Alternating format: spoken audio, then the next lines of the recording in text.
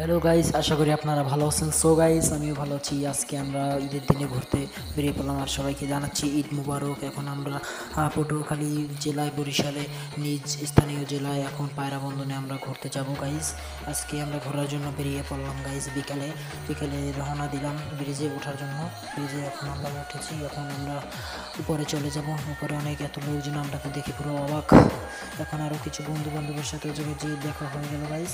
সামনে সামনে আরও অনেক লোকজন দেখতে পারবেন গাইস। এত লোকজন ঈদের দিনে, এত ভিড় গাইস। এই ব্রিজটির নামকরণ করা হয়েছে পায়রা সেতু। আপনারাও ঘুরতে আসতে পারেন। অনেক সুন্দর একটা ব্রিজ, পটুয়াখালী এবং বরিশালের ভিতরে, এই জেলা আমাদের স্থানীয়। এই জায়গার অনেক লোকজন সেলফি এবং ভিডিও করার জন্য খুব ব্যস্ত, এবং ঈদের দিনে অনেক ছবি তুলবে তারা, তারপর পোস্ট করবে ফেসবুকে। তার জন্য তারা অনেক ব্যস্ত, তার জন্য অনেক ছবি তুলতেছে, ভিডিও করতেছিল।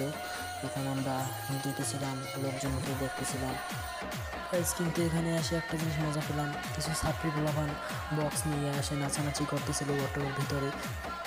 সেটা দেখে আমরা খুব মজা পেলাম গাইস। সবাই ছাত্রী বলে ডাক দিল, ছাত্রী বলে। এটা নিয়ে অনেক মজা হলো গাইস।